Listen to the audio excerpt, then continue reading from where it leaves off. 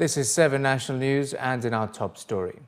His Highness Sheikh Hamad bin Rashid Al Noaimi, the Supreme Council member and ruler of Ajman, has approved the general budget of the Ajman government for the fiscal year 2015. His Highness Sheikh Hamad issued Emiri Decree number 14 of 2014, which takes effect on the 1st of January 2015. The budget is the first following the approval of Ajman's Strategy and Vision 2021, aiming to achieve sustainable development and the well-being and happiness of its citizens and residents. The 2015 budget is 23.44% larger than the 2014 budget, with the growth in expenses attributed to the government's interest in the Emirates' developmental plans. The budget includes 33% for the economic affairs sector, 32% for housing and community facilities, 22% for the public services sector and 13% for system and public safety affairs sector. Fog blanketed the UAE this morning, reducing visibility on the roads and in some areas to less than 50 meters, and grounding flights at Abu Dhabi International Airport. Etihad Airways flights to and from Abu Dhabi were disrupted by the closure of Abu Dhabi International Airport due to severe fog. The airport runways were closed at 7:30 this morning, causing serious disruption to flights by all airlines. Etihad Airways diverted 16 inbound flights to 5 other airports in the region and delayed the arrival and departures of other services. Following the reopening of the airport at 9:40 a.m., all of the diverted flights proceeded to Abu Dhabi, while other flights were rescheduled to carry passengers to their final destinations. In Dubai, at least one serious road accident was reported on Sheikh Mohammed bin Zayed Road near Motor City, with the Ministry of Interior issuing a series of warnings for drivers on their Twitter account.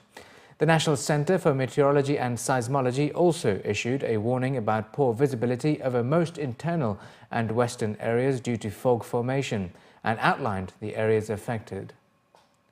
As traffic diversions on both sides of the Sheikh Zayed Road are now fully in place, the work on the Dubai Canal project is gathering pace. The first diversions had been placed on the road heading towards Abu Dhabi on the 26th of October, between the first and second interchange of the Sheikh Zayed Road. Although no disturbance has been caused for the traffic flow, road users will now have noticed detours on the road heading towards Sharjah. Additional lanes had been built by the RTA to facilitate the smooth diversion of traffic as the RTA begins the construction work for a flyover and the canal.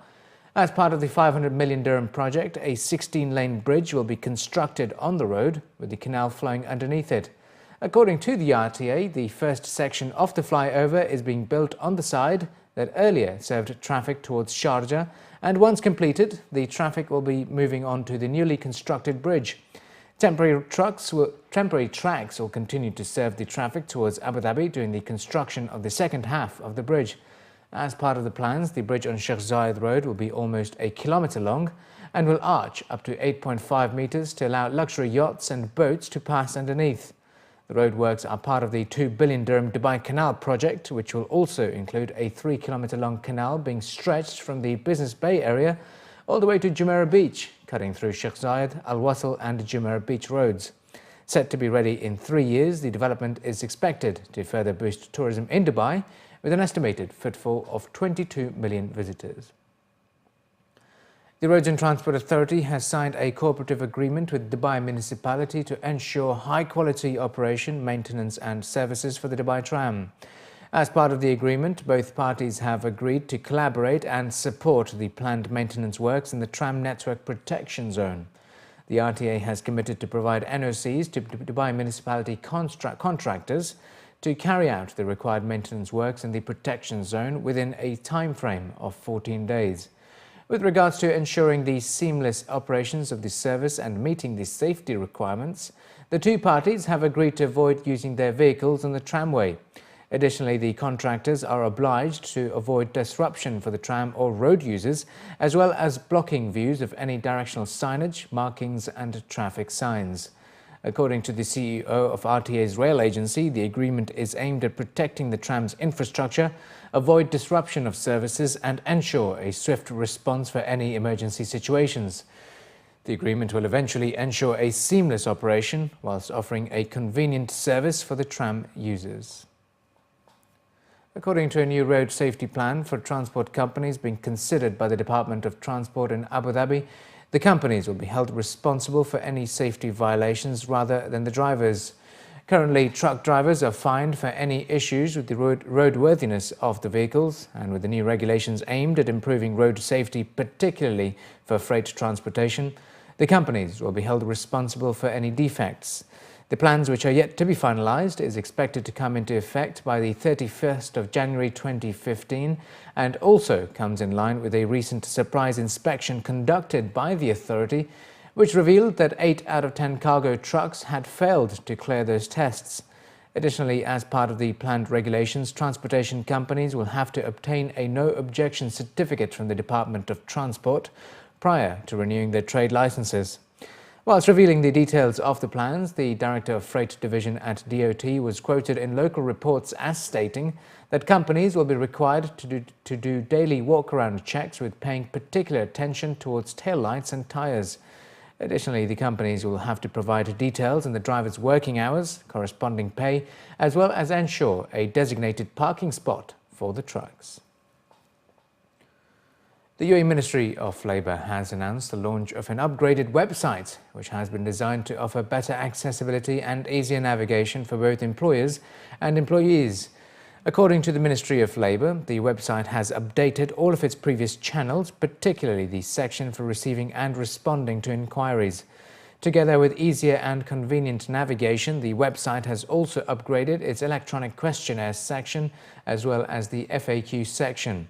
It was added that the new designs and state-of-the-art mechanisms are innovative and simplified, which should allow both employers and employees a user-friendly experience.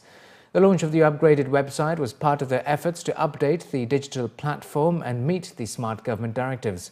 Mubarak Ad-Dahiri, the Under-Secretary of the Ministry of Labour, was quoted in local reports as saying that the upgraded site has been classified according to the most popular sectors, namely the Labour Affairs sector and the Inspections Department sector. As for the online traffic, the Ministry announced that the website had recently been visited by around 66.5 million users. And finally, in the bulletin, Emirati culture and heritage will once again be celebrated and showcased in the heart of Abu Dhabi as the annual Qasr al-Husn Festival returns for its third edition in February.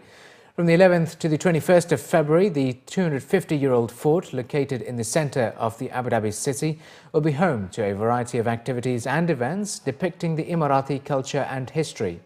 The main aim of the festival, which was first launched in 2013, is to strengthen the appreciation of Emirati heritage and identity whilst engaging people in the ongoing restoration of the fort. The festival also includes a wide range of historically and culturally themed exhibitions, workshops, demonstrations and activities. As part of the celebrations this year, visitors to the festival will get to learn more about the fort's conservation process and of its historical significance. The visitors will be provided access to the fort with a guided tour and can also get a chance to explore the living quarters. Aside from improving their knowledge on the centuries-old fort, visitors can also see the specially commissioned artworks by Emirati artists, together with the cultural experience exhibition Gahwa that celebrates the Emirati tradition of the Arabian coffee. Musical performances are one of the major attractions of the festival, and this year it will feature a musical program titled Lest We Forget Structures of Memory in the UAE, paying tribute to the UAE's rich heritage. During the 2014 edition, visitors were treated to Cavalier's first performance in the Middle East, which featured a spectacular show with 50 international performers and 50 horses.